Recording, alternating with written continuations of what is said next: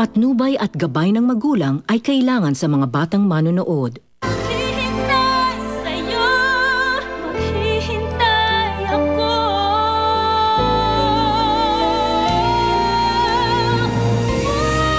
Puso ko'y narito. Balik mo sa akin ang anak ko.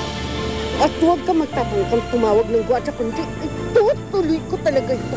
Paano nangyari hindi makita, ha, Dok? Nakatakas daw si Lila. Si Zenny ba yung nakita ko? Prince, tulungan mo ako. Ilayo mo ako sa kanila. Ayoko sa kanila. Ilayo mo ako sa kanila. Itakas mo ako. Patay tayo pag nalaman to ni Roxanne. Ma, hindi niya dapat malaman.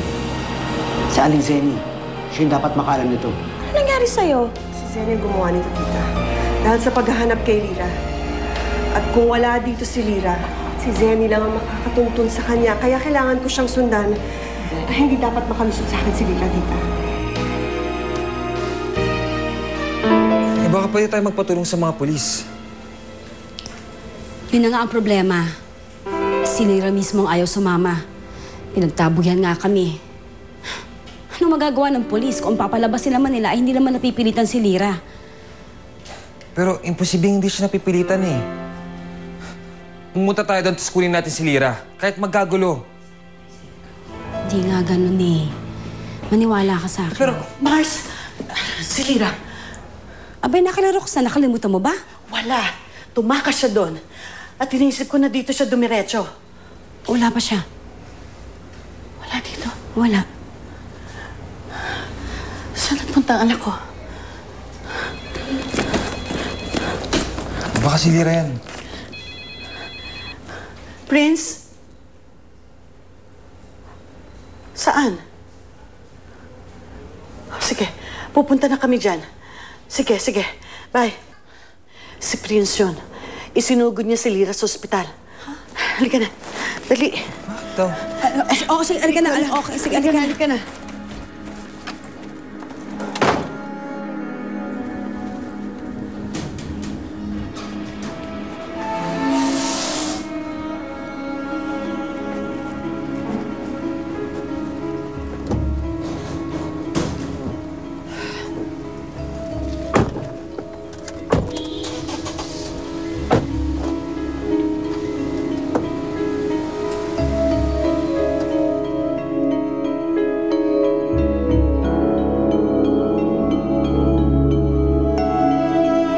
Sige po, Doc. Babalitaan namin kayo kapag nakita na namin si Lira. Salamat.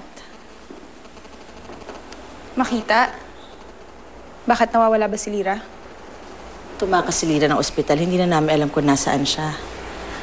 Dagdag problema ito, Vanessa. Lalo na nakikipaghiwalay ang daddy mo sa mami mo. Pag nasira ang pamilya niyo, kawawa naman si Roxanne. Wala na siyang kakapitan.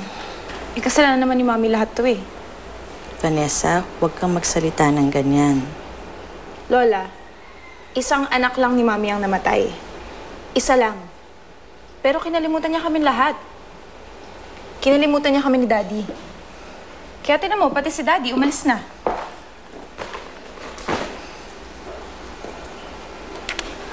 Ang tanong lang po, sinong susunod na susuko kay Mami?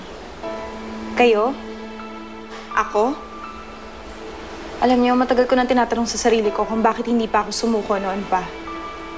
Eh, halatang halata naman si Mami sumuko na sa amin eh. Matagal niya na kami binitawan. Pinagdadaanan lang ang mami mo, Vanessa. Lola, matagal na akong tinatrato ni Mami ng ganito. Mas lumala lang nung namatay si Angeline. Lola, alam ko may tinatago kayo sa akin. Halatang halata kayo ni Mami eh. Nakikita ko sa kilos at sa galaw niyo. Lola, ba't di niyo lang sabihin sa akin, ampun po ba ako?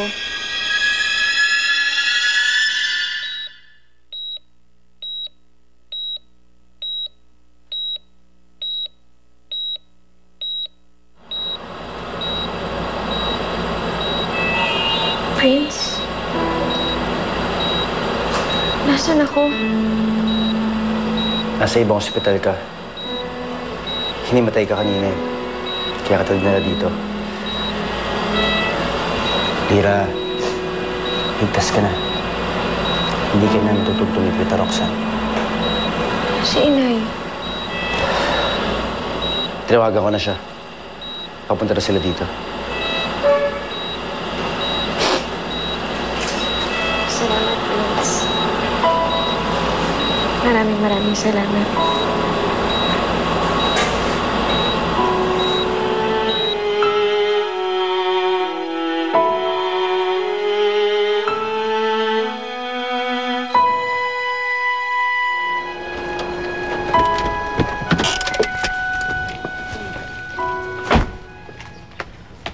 Dito pala dinala ni Prince si Lira?